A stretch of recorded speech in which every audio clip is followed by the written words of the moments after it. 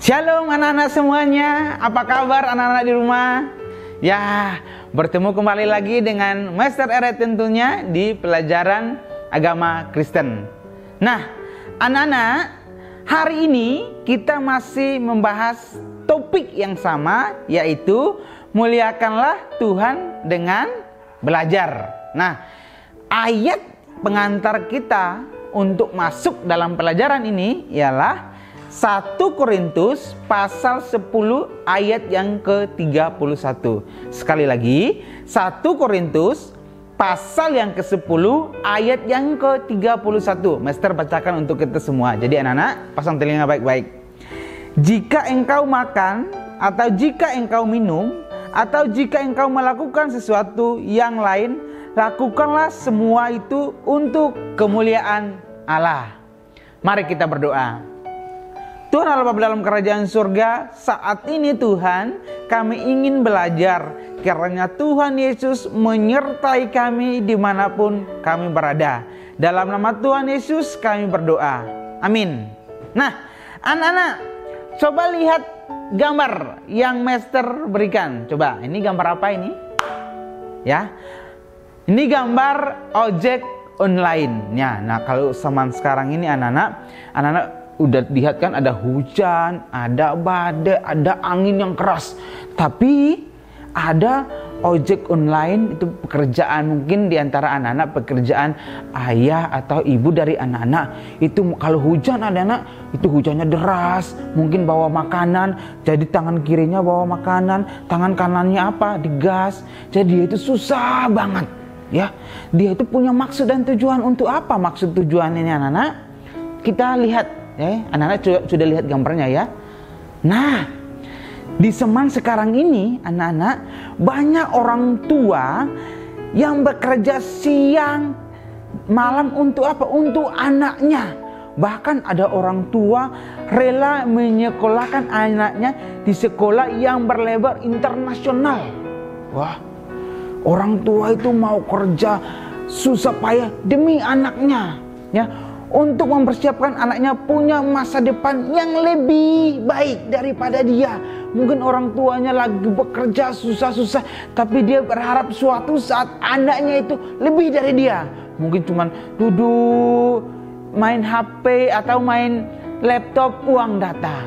Tidak seperti orang tuanya harus bekerja siang malam untuk mendapatkan uang. Jadi orang tuanya dipikirannya biar anaknya ini punya uang tapi tidak bekerja keras seperti orang tuanya, lari sini lari sana pagi siang sore malam, ya. Tapi dia berharap anaknya suatu saat dia mungkin bekerja dari jam 7, jam 2 sudah pulang, habis bulan gajinya masuk. Ya, itu harapan orang tua. Jadi harapan orang tua terhadap anak itu selalu yang terbaik. Nah,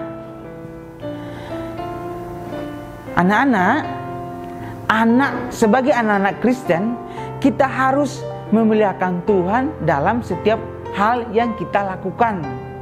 Nah, tugas utama anak-anak saat ini adalah apa? Adalah belajar. Itu adalah tugas utama anak-anak saat ini, adalah belajar. Nah, dari pernyataan ini kita fokus pada belajar sebagai salah satu cara untuk memuliakan Tuhan. Mengapa Master perlu bahas tentang materi ini?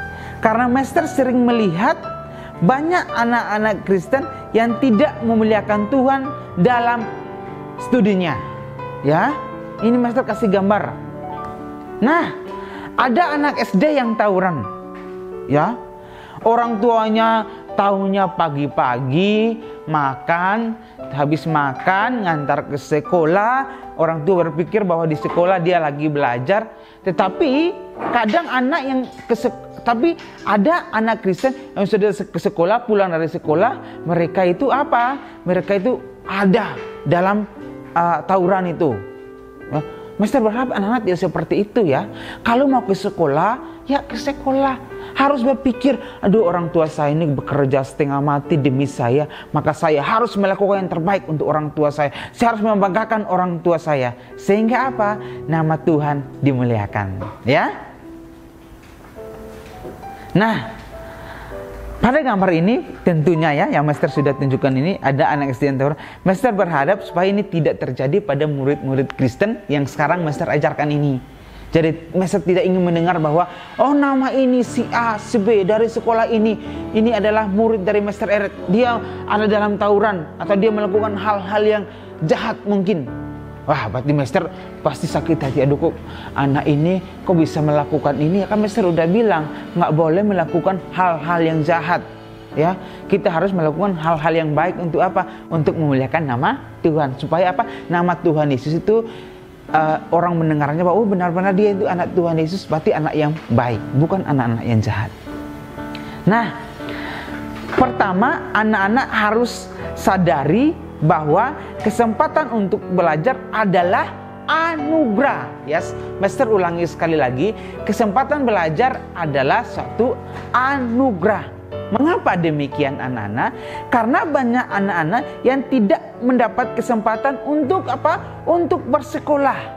Ya, oleh karena itu, sebagai anak-anak yang diberi kesempatan, maka anak-anak seharusnya meresponnya dengan positif.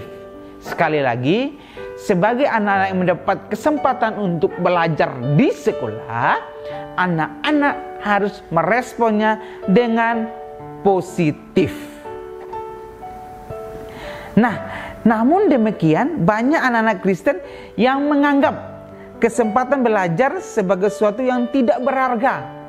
Bahkan menganggap belajar sebagai sebuah beban yang menyusahkan hidup. Disitulah anak-anak sering melupakan anugerah yang didapatkannya. Ya, Master ulangi sekali lagi, menyusahkan hidup. Ya, contohnya seperti apa? Tugas yang diberikan mungkin secara online belum dikerjakan, tapi sudah dibilang sulit. Ya, tugasnya sudah diberikan melalui WhatsApp, baru dilihat, aduh, Master kok sulit sekali. Padahal belum mengerjakannya, tapi sudah merasa sulit. Ya, anak-anak kerjakan dulu. Kalau sulit baru bertanya. Jangan melihat langsung bertanya, tapi dikerjakan dulu. Jika sulit dan belum mengerti, silakan bertanya. Ya, pakai hikmat yang diberikan oleh Tuhan, pakai akal budimu. Ya, biar apa? Biar apa yang kamu lakukan belum mengerti bisa dimengerti. Ya, jangan dilihat, tapi dikerjakan dulu. Ya. Belajar dengan segala tantangan di dalamnya merupakan sesuatu yang positif. Belajar ini merupakan persiapan untuk menjalani panggilan di masa depan. Di masa depan nanti, kita tidak akan pernah mengetahui bagaimana sulitnya melawan tantangan hidup. Sehingga kita harus dipersiapkan sedemikian rupa oleh guru-guru di sekolah agar anak-anak suatu ketika mampu menjadi bangunan yang kokoh di tengah-tengah zaman yang semakin bersaing. Jadi kalau sekarang ini guru-guru mempersiapkan anak-anak dari kecil supaya apa? Kuat dalam menghadapi keadaan dunia ini yang semakin hari semakin bertambah yang namanya kesulitan. Ya. Bagaimana kita keluar dari kesulitan itu? Kita harus belajar dari saat ini, dari kecil ini. Kita akan belajar agar apa? Suatu saat kita besar nanti kita bisa menemui yang namanya apa? Segala sesuatu bisa gampang, yang sulit menjadi gampang. Yang penting apa? Kita belajar dulu dari sekarang. Ya, tidak boleh dilupakan juga bahwa semua yang kita kerjakan di masa depan dan semua kesulitan yang akan dihadapi haruslah berjuang dari saat ini. Karena perjuangan dan usaha kita tidak akan sia-sia. Semua untuk kemuliaan Tuhan. Sebab manusia diciptakan untuk memuliakan Tuhan. Nah, sekian pelajaran dari Master. Tuhan Yesus memberkati kita semua. Nah, tugasnya nanti Master kasih di WhatsApp. Ya, mari kita berdoa. Tuhan Allah Bapa dalam kerajaan surga, terima kasih atas pembelajaran hari ini. Kiranya Tuhan mampukan kami untuk melakukan semuanya. Di dalam nama Tuhan Yesus kami berdoa. Amin.